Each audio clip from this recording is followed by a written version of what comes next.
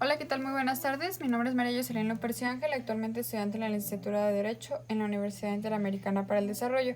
El día de hoy expondré un tema sobre un caso de exportación, pero para esto es importante primero saber qué es el despacho aduanero. Según el artículo 35 de la Ley Aduanera, es el conjunto de actos y formalidades relativos a la entrada y salida de mercancías del territorio nacional. Esto quiere decir que es un proceso y una serie de formalidades que van a seguir una serie de personas para hacer que una mercancía se importe al lugar de destino. En las funciones que encontramos sobre el despacho aduanero es principalmente la elaboración del pedimento, como segunda parte la clasificación arancelaria, en tercera parte tenemos el pago de contribuciones y cuarta parte la determinación de regímenes aduaneros. La elaboración de pedimento es donde se pide la cantidad, el tipo de mercancía, datos de identificación de origen y demás para el lugar destino. En la clasificación arancelaria se determina la ubicación de la mercancía en la fracción que corresponde. Esto es para verificar si es una importación o es una exportación. En nuestro caso va a ser una exportación. Después se hace el pago de contribuciones. Esto se determina según la base gravable. Los responsables del pago de impuestos al comercio exterior son los agentes aduaneros, los mandatarios autorizados o los apoderados aduanales. En la determinación de regímenes aduaneros se determina bajo el artículo 90 de la Ley Aduanera, donde nos especifica 6 regímenes diferentes en los que se puede basar una importación o exportación. Existen pasos del despacho aduanero que se siguen para la verificación o regulación de una importación o exportación. Para esto, la primera fase es la liberación de guías ante las líneas aéreas. Esto quiere decir que es cuando tú retomas todos los datos a donde se va a exportar esta mercancía y vas a tener como datos de verificación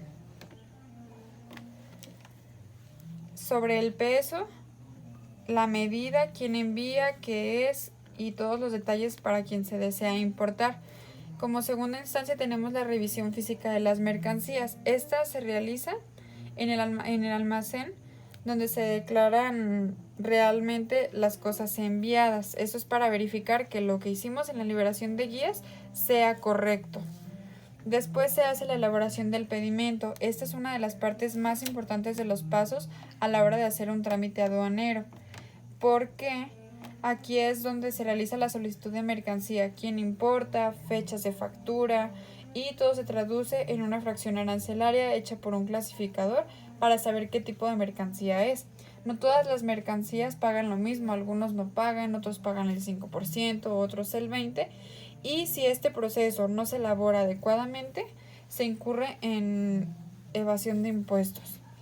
Después se hace una solicitud de impuestos. Aquí es donde se verifica qué tipo de impuestos va a pagar la persona que exporta o importa, ya sea según el hecho de la importación o exportación solicitada.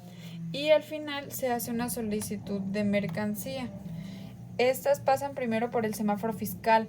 Quiere decir que esto es totalmente diferente al recinto de fiscalización, ya que en el recinto de fiscalización es donde se mantiene la mercancía, se maneja y se custodia. Quiere decir que ya entró al país, pero no ha entrado al país correctamente. Hasta que no se hacen los pasos de despacho aduanero es cuando ya se solicita la mercancía y es por donde pasa por el semáforo de fiscal para verificar que la mercancía sea revisada o no nuevamente. Esto ya para desahogar y enviar correctamente hacia el lugar de destino. Entonces, en el caso que nosotros vamos a presentar, se trata sobre la importación de electrónicos en México. Actualmente en México tenemos que la mayor parte de importación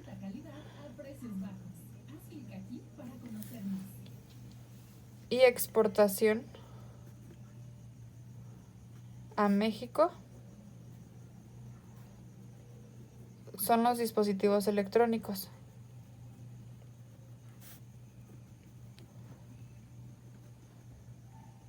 Entre ellos están los celulares, televisiones planas y sonido e iluminación.